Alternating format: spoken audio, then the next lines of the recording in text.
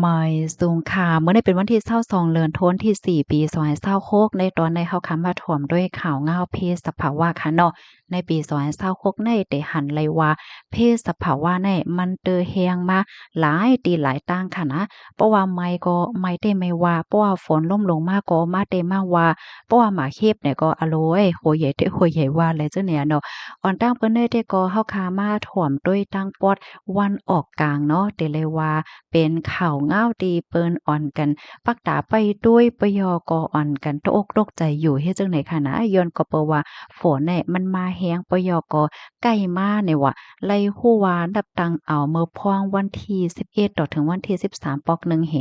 ปยกถึงมาในวันที่18ต่อถึง19เดือนธันวาคมใน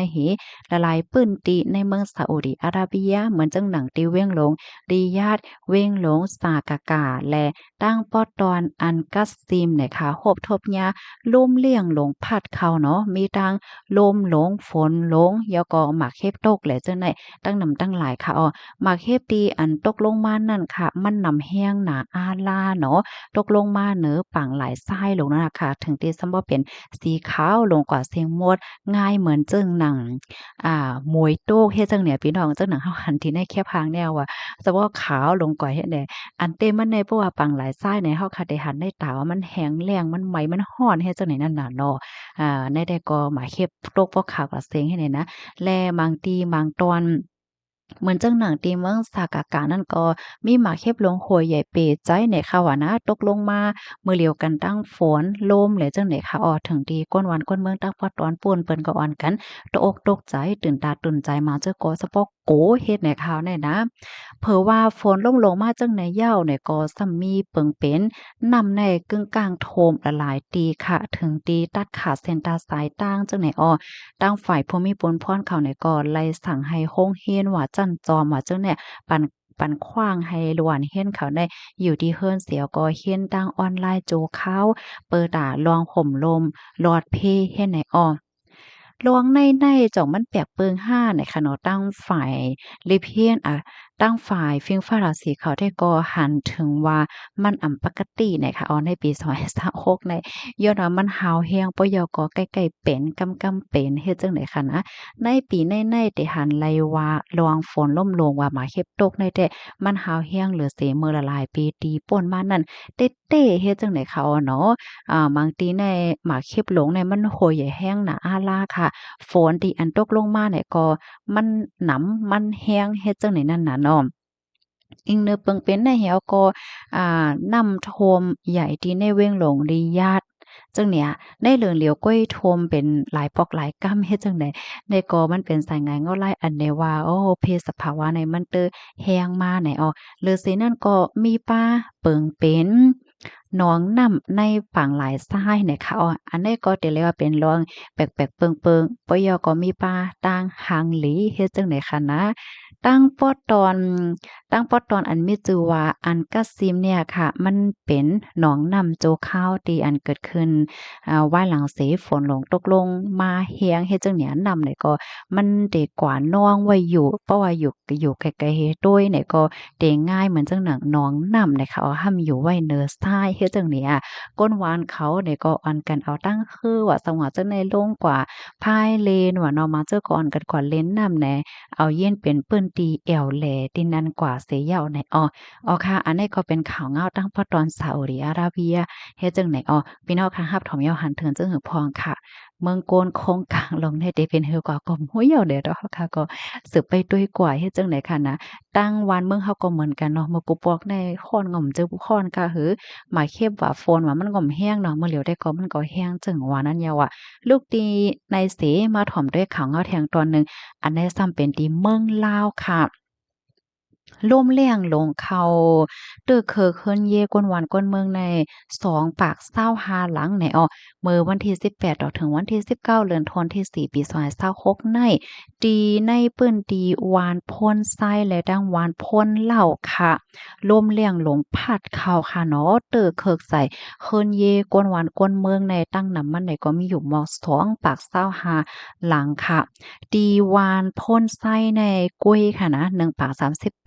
หลังปยกดีวานพ่นเหล้าในเทียง 87หลังเฮ็ดจังไหนอ้อตั้งฝ่ายภูมิพลพ่อนเขานี่ก็ไล่เข้ากอทาดลองลู่ลองก้อยมันเสียก่อนไหนไล่เข้าจอยเถียมปันแม่ปันเฮิรนก้นหวานก้นเมืองไหนอ้อไล่ฮู้ว่าต่อถึงเมื่อคำว่าในไหนไล่จอยเถียมยาวกว่าย่อมอก10หลังไหนค่ะมื้อเลียวก็ยังตึกคับเครื่องเสียก็ปันลองตั้งจอยเถียมก้นหวานก้นเมือง10กว่าอยู่ติ๊กๆเฮ็ดจังได๋ค่ะก็ได้เข้าใจหิมแนดแม่ปันหนังหือก้นหวานก้นเมืองซัมพอเตจังเลยมาอยู่สังเซาตีในเฮิรนโตเจ้าเก่ากว่าหนังปกตินั่นเห็นไหนออกข้อมูลตอนในคาลิเปมาที่ห้องการข่าว World Forum ออกไว้นะคะอ้อ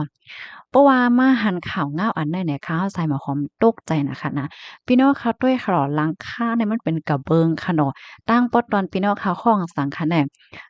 แน่เนี่ยมันเป็นจึงเฮาหันที่ในแคบหางในค่ะนะอันเต้มันในมันแก่นแข็งแห้งกึ้มมาเนาะเมียวไหนเนี่ยนะก้อยกะว่าย่ำคำไรหมาเข็บในเป็นคู่เป็นห้าสำหรับป่วงลงกว่าหมดอะโลยหมาเฮ็บเนี่ยมันยามยานเนาะอันนี้เป็นอันแต่ขนาดกูก็มังปองนี่ครับผมเคยยุ่มในค่ะเนาะเป็นรองแต่ที่เกิดขึ้นที่เมืองลาวเฮ็ดจังไหนอ้ออ๋อค่ะกำในเข้ามาถ่อมด้วยขันค่ำอินค่ะเนาะขันค่ำในวันมื้อในกาหือกาหา อ่อนดังเปิ้นได้แต่ก็มาถ่อมด้วยขันค่ำที่ในเมืองไต้เมืองหมตุ้มหวานต้างเนี่ยค่ะค่ำเตียงเพราะว่าเฮาคามีสีกว่าขายกำคัญนะอ๋อค่ะคำแตงสันเจ้าหนังว่าเฮาคามีเสียกว่าขาย1แก็บในเฮาคาได้ขายเลยอยู่10,580,000เพราะว่ากว่าซื้อซ้ำได้เลยปันอยู่10,680,000ค่ะคำหางเคิงเพราะว่าเฮามีเสียกว่าขายได้ขายเลยอยู่9,95,000,000เพราะว่ากว่าซื้อซ้ำ10,000,000ปลาย50,000ในอ้อกำไรมาโดยเทียงอันเป็นเซียนปานใหม่ค่ะเนาะใหม่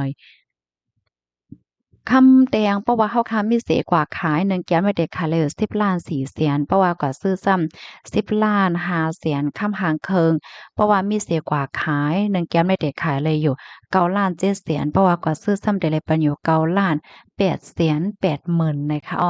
อค่ะอันนี้ก็เป็น